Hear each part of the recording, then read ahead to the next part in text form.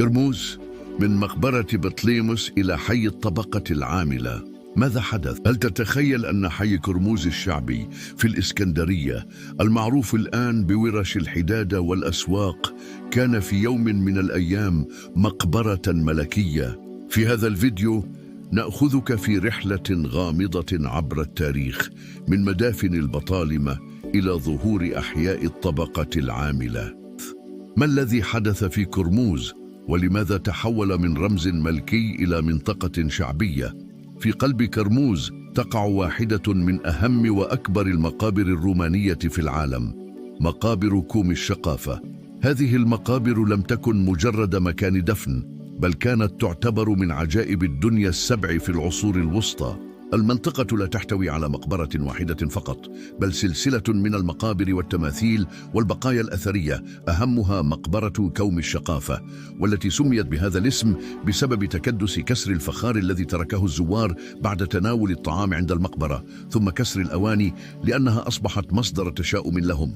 المقبرة تعود في الأصل إلى أسرة ثرية، لكن بعد ذلك استخدمت لدفن العديد من العائلات، وتعد من نوع الكاتاكومب، وهو نوع مأخوذ من المقابر المسيحية في روما، في أنها تعكس اندماجا فنيا رائعا بين الفن الفرعوني والفن الروماني.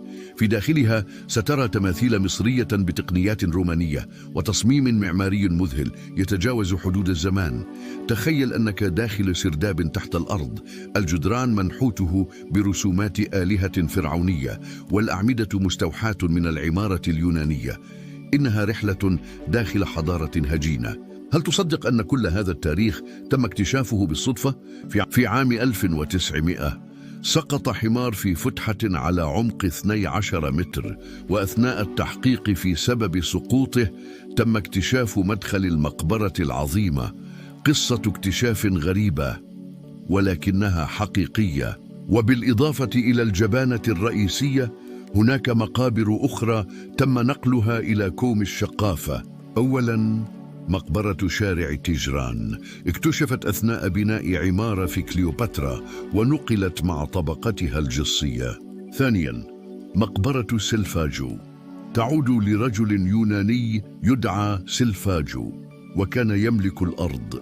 ثالثاً، مقبرة الورديان ترجع إلى عام 300 قبل الميلاد، وتم العثور فيها على عملات من فترات حكم مختلفة. ومع مرور الزمن تغيرت ملامح كرموز، واختفت المعابد والمقابر، وبدأت تظهر مصانع النسيج وورش الحدادة، وانتقلت المنطقة من مجد الأباطرة إلى حياة الكادحين. وفي خلال فترة الاحتلال البريطاني كان حي كرموز مكاناً للحركات العمالية، وتحول إلى رمز للطبقة العاملة. حي كرموز هو صورة حية لتحول التاريخ من مملكة للبطالمة إلى نضال شعبي. فهل نحتفظ بما تبقى من ذاكرته؟ وهل نعيد الاعتبار لتلك الأماكن التي تخفي تحت ترابها قصصاً عظيمة؟ إذا أعجبتك القصة، لا تنسى الإعجاب والاشتراك وتفعيل الجرس للمزيد عن أحياء وتاريخ لا تجده في الكتب.